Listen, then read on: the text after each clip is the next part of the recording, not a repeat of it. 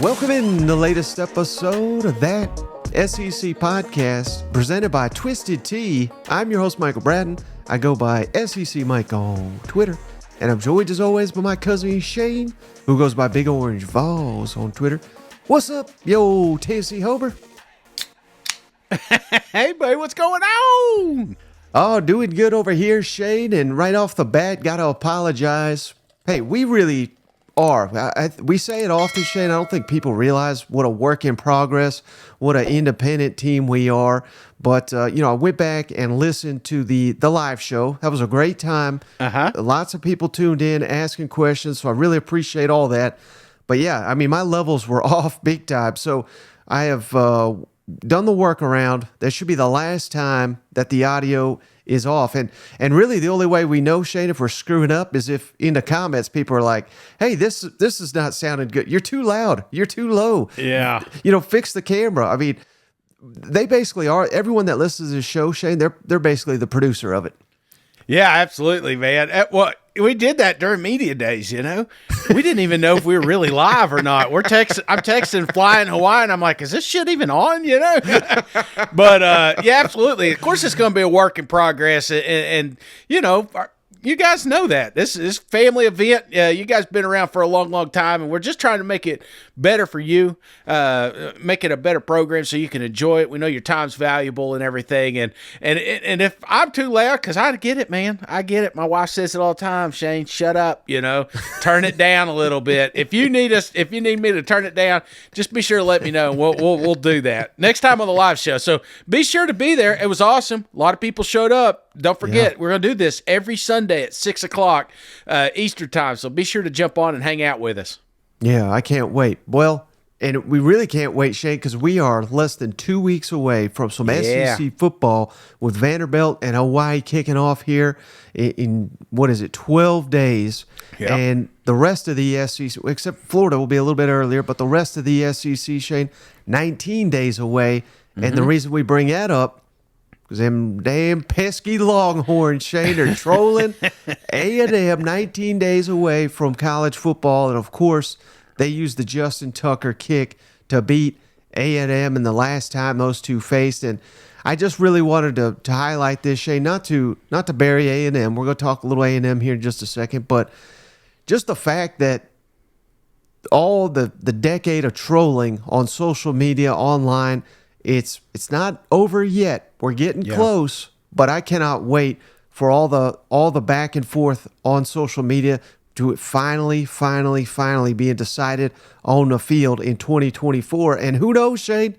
I mean, I know this is a crazy thing to even suggest, but if both those teams exceed expectations this year, they could meet in a bowl game and possibly a college football playoff game. I mean, wouldn't that be the ultimate after years and years of not playing, finally coming together as conference foes? But right before that, they meet in a game that could decide a national champion. I mean, how great would that be?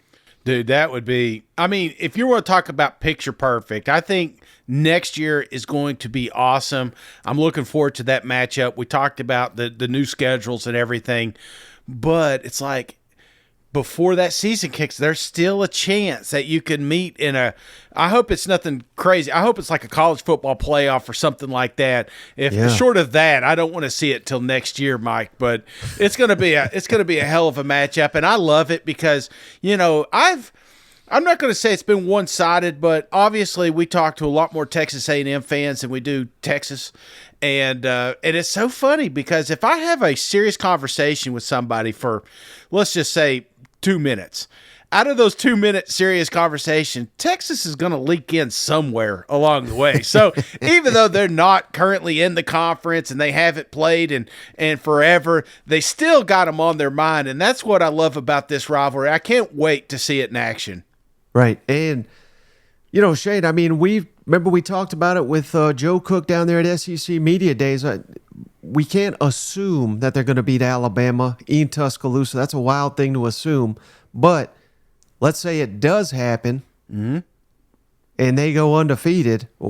or win their conference and beat Alabama, however that shapes out. I mean, Texas is going to punch their ticket to the playoff. No, that's their toughest game, week 2 of the season. And I know I'm down on Alabama. I'm about the only one, Shane. But let's say Alabama loses that game, but then, wins the West, wins the SEC or something like that. I mean, that's certainly a possibility as well. Right. Maybe I'm talking myself out of this already, but I'm trying to figure out a path to A&M making the playoff. They would have to probably win the conference as well, but they have the talent is the point I'm trying to make. A&M's got the talent. No one's projecting them short of Desmond Howard like he did last year to make the college football playoff, but it wouldn't stun us if they maximize that potential. And that's kind of why I'm throwing that out there, because I know I say a lot of crazy things, Shay, but I don't think Texas and Texas A&M in a playoff is that crazy. No, I mean, crazy is not making a bowl game, Mike. That's crazy.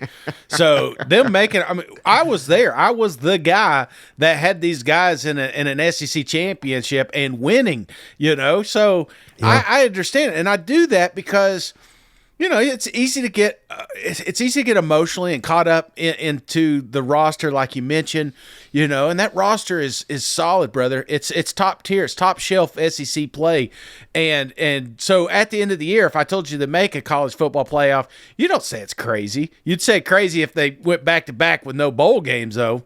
Right. Well, speaking of crazy, Shane. Brought to you by Manscaped. No, I'm just kidding. A lot of people are saying crazy. Because if you missed it, I know you didn't, Shane, because you're the biggest Mizzou homer out there in the great state of Tennessee.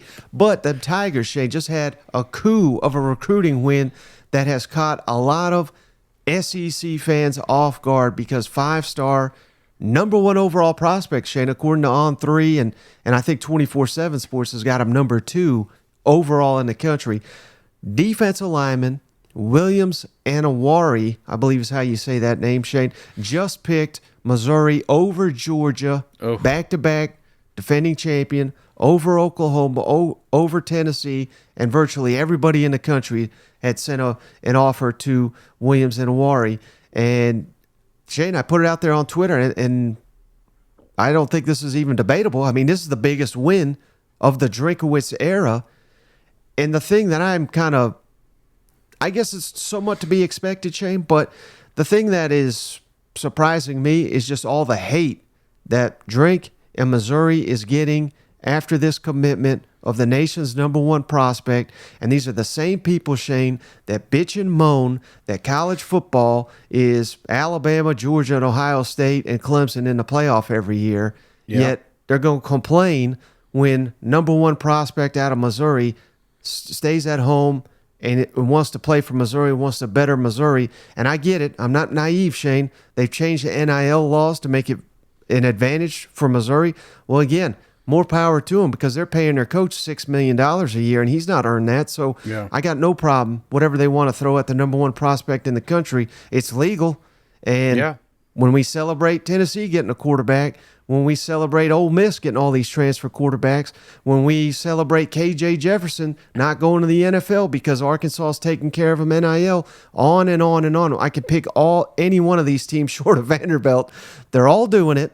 This is the SEC. You have to do it to be competitive. But I just think it's the height of stupidity to sit here and complain and say, oh, well, he's just getting that bag. He's going to transfer in a year. He may not even get to Missouri.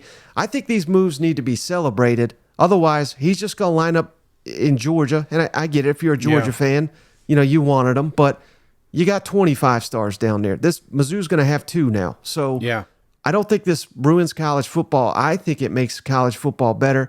And I'm just kind of disgusted by these people that are getting mad over it. I'm disgusted you took the wind out of my sails, Mike, because this is exactly where I was going to go, because he's not going to Georgia. He's not going to Ohio State. He's not going to Alabama, blue chip powerhouse, because college football's changing, man, and we knew NIL was going to be a part of it, but this is the good part, in my opinion.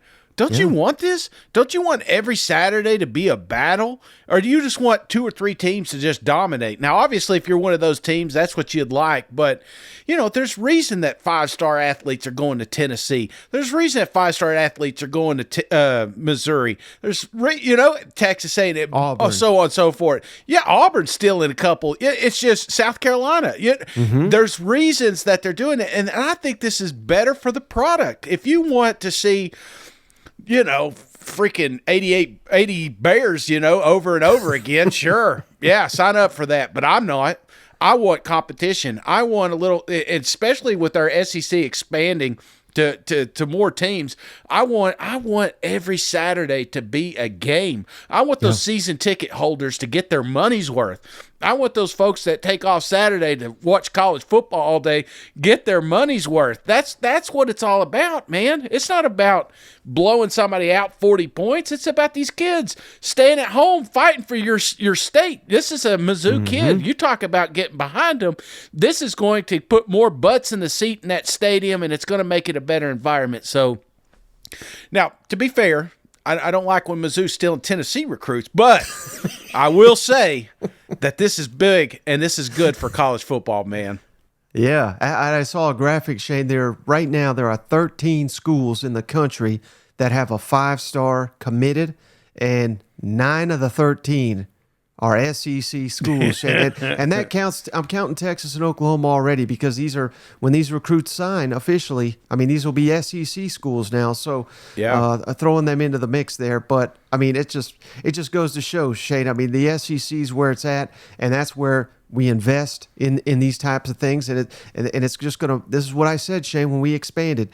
Yes, some schools are looking at it like, my God, the toughest is getting tougher. Yes, but also, these elite prospects, they're not going to go to Big 10, Big 12, Pac-12, which may not even exist anymore. They're coming to the SEC, and that has already proven to be the case.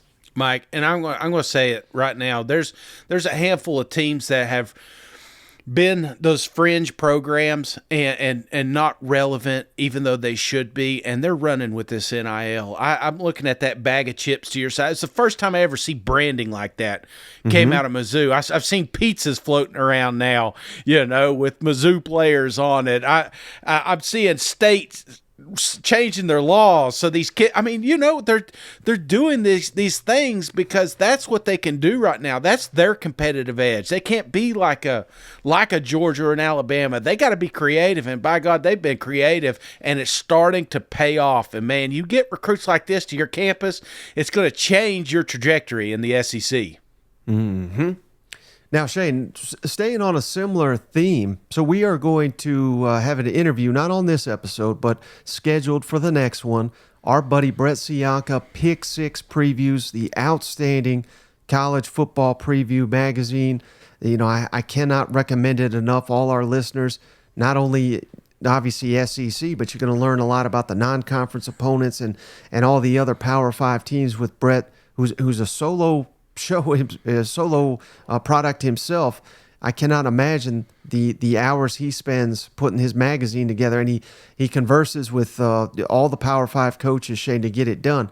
But I'm teasing that a little bit because he has got something in his book, Shane, that I think is outstanding, and I can't wait to discuss it a little bit further with him.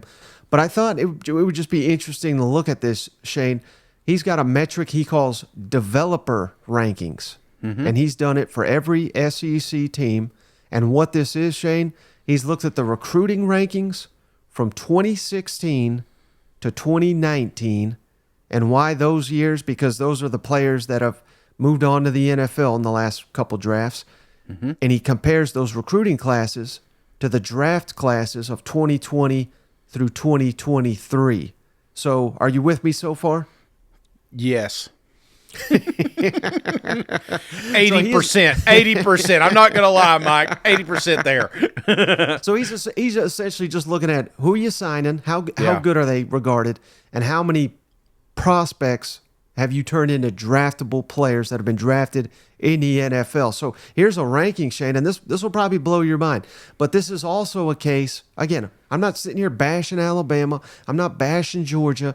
Georgia's got number 1 class, Shane. Alabama's probably going to get number 2. They're going to get theirs. Right. But I think these developer rankings show you don't have to go to Alabama or Georgia exclusively and get to the NFL. And how about this, Shane?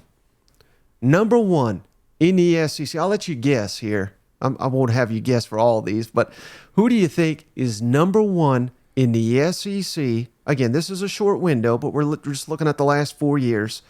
Taking in recruits and turning them into draft players in the NFL. And it's not even really close. There's one that stands out above the rest of the SEC, and it's not Alabama and it's not Georgia. I'm going to go, Mike. That's a tough one, brother. Let's go South Carolina. Oh, you were very close. It's Kentucky. Kentucky that's number one in the SEC, and according to Brett's model, 10th in the entire college football. Kentucky. They take, and that's probably a product of signing a lot of 3-stars and turning them into NFL prospects. But that is, to the credit of Mark Stoops and company. But you're right. South Carolina's number 2, Shane. So you were right there. South Carolina's done an outstanding job getting lower ranked players, getting them to the NFL. I would imagine this metric also, 4 stars, 5 stars, getting them to the NFL. Florida, Shane, number 3 in the SEC. And your Missouri Tigers, number 4. So there you go, Williams. Get you to the NFL via Missouri. LSU's next on the list. And then here's where Georgia and Alabama are the next 6 and 7. And again, this metric is not how many guys you send into the NFL, because Georgia and Alabama would be 1 and 2. Right. But they're signing so many 5-stars, so many 4-stars. That's going to make it tough. Yeah, exactly. It makes it a little bit tougher. So I just want to throw that caveat in there. Auburn is next at number 42 in the country. Tennessee and Ole Miss tied next. They're 45th in the country. Mississippi State, A&M, Vandy, and Arkansas. So those are your numbers, Shane. And I threw in Oklahoma and Texas, too, just for fun. Texas, 68th. They would have ranked dead last in the SEC. And that gives you an indication, all the talent they've wasted down there in Austin. But Oklahoma would rank 32, so that would be tied for 5th in the SEC. So Oklahoma's done a lot better job in Texas getting guys into the NFL. But I just thought, again, further evidence, you don't all have to go to the same schools to get to the NFL. You can do it at any SEC school. You know what? Yeah, you always wondered if you change your name. You ever seen people do that? Like they change their name throughout, like all of a sudden they go by a different name or a different nickname they like so much. And the only reason I'm bringing that up is because when you talk about Arkansas there at the bottom, I'm thinking about like how many guys named Chad changed their name because of what he did to that damn program. Change it to Sam? Yeah, that's right. That's very good. That's exactly right. Like a phoenix, Yeah, they're not going to be at the end for very much longer. I promise you that. Yeah, interesting stats, though. I always like that. I think development schools don't get enough credit, and that's one of the things that you're seeing a little bit more lately with the transfers and everything like that. It's kind of hard to judge these developmental schools. You know what I'm saying? It's almost like development is. I'm not going by the wayside, but you mentioned Alabama and Georgia. There's several athletes on that roster that were 5-star that end up going somewhere else and being contributors and finding their way into the NFL. It's just that stat's going to be harder and harder to judge as the portal becomes such a big part of SEC football. No, I think that's a great point by you, Shane. As always. Yeah, thank you. It's brought to you by SEC Mike. This nice thoughts of the day. So the preseason AP poll is out. Last week we did the coaches poll, and that went over so well. Again, we don't sit here and talk too much polling, but it is preseason. This is about the only one that we'll get into other than the college football playoff poll when that comes out in late October, early November. But just wanted to throw this at you, buddy, here, because once again, I got some interesting thoughts on the AP poll.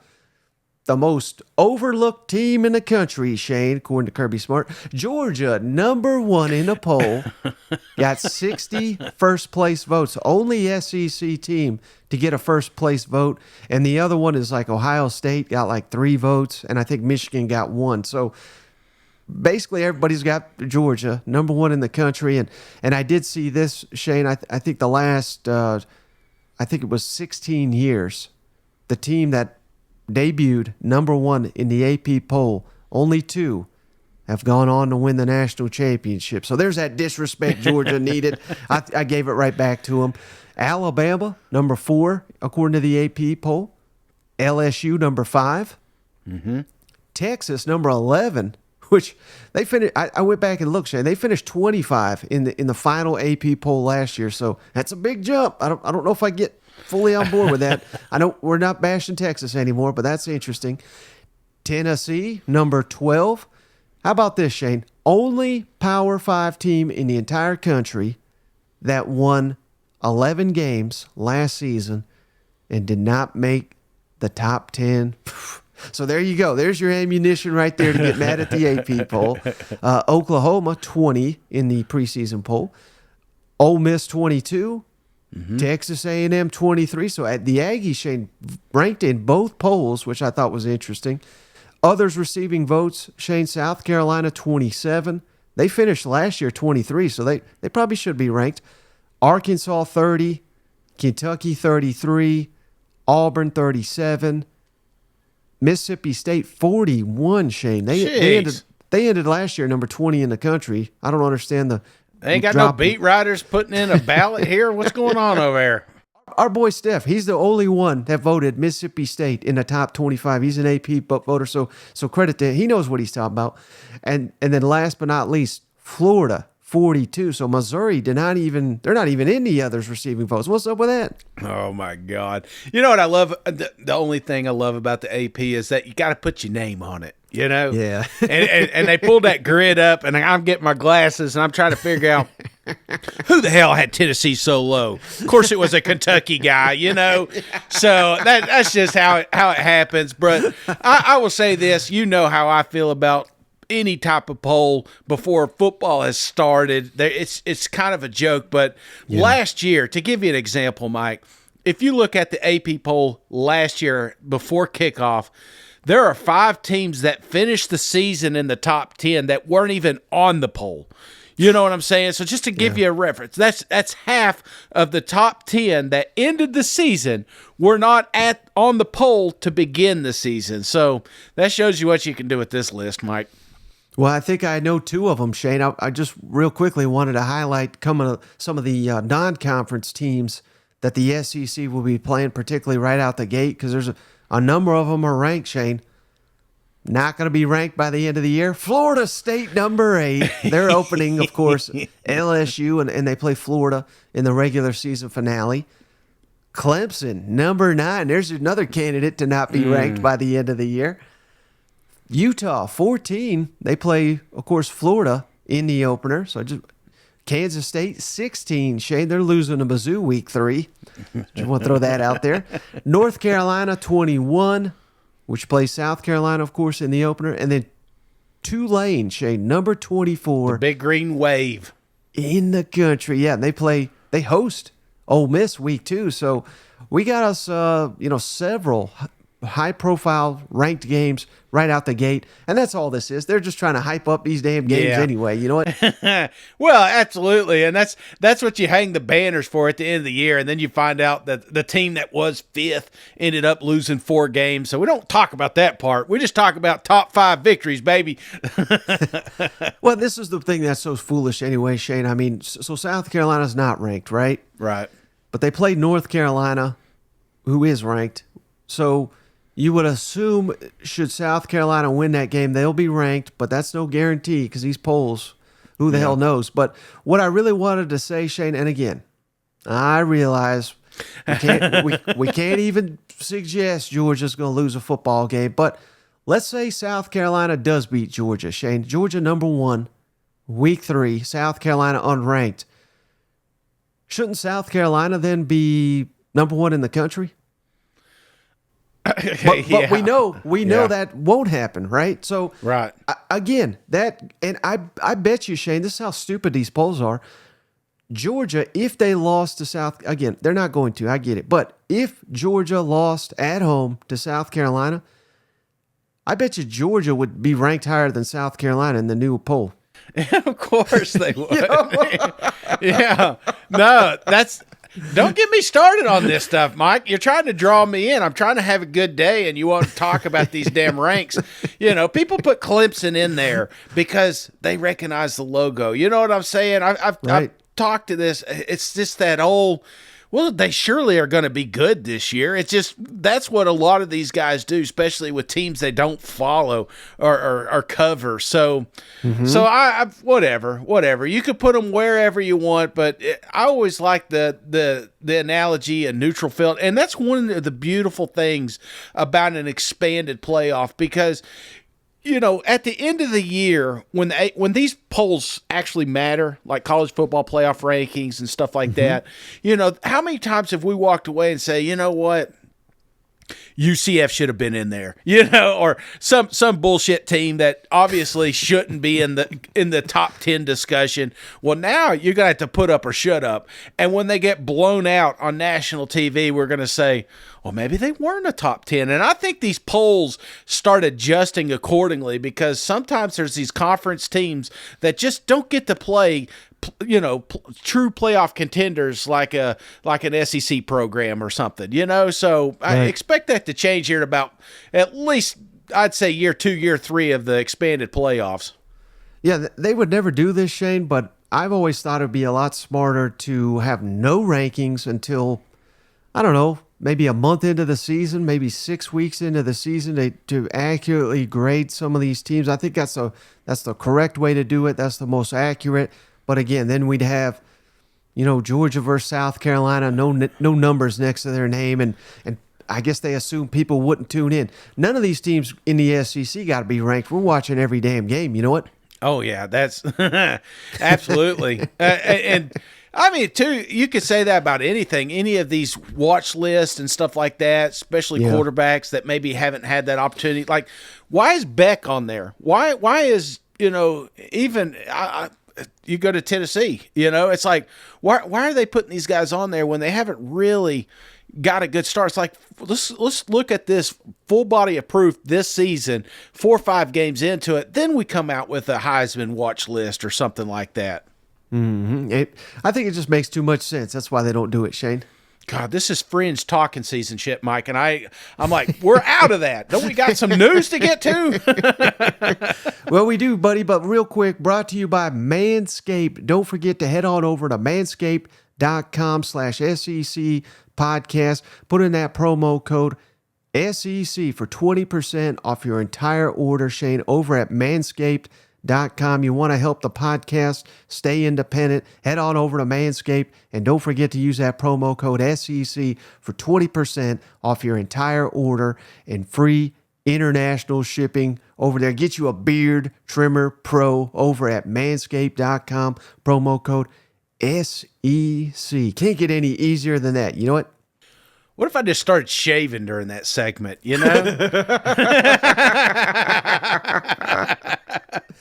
Well, all right, Chase. So, hey, we're short on clips on this episode, but, man, some rough news broke here. Yeah. It was late Sunday evening, but has since been confirmed. Texas A&M freshman tight end Donovan Green out for the season. ACL injury. He was a freshman All-American. And this is one of the guys we were looking at, Shane, to be a instrumental piece in Bobby Petrino's offense. So a weapon goes down for them Aggies. This is the news you just hate to hear this time of year. You know what?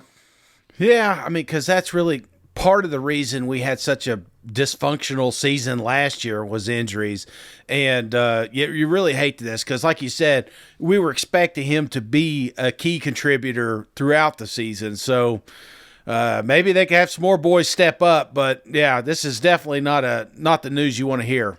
Right, but the good news, Shane, I mean, they're feeling pretty good about their tight ends. You got to remember, just a year ago, they signed Jake Johnson, number 1 tight end prospect in the country, is brother Max, of course, is a quarterback down there, and Brad's in the sidelines with a TV camera on him. So let's kick it over to Jimbo Shane, who talks about the depth and how losing a player like Donovan Green, that hurts bad, but it's not going to kill their depth at tight end because they've done such a good job with that position in recent recruiting classes.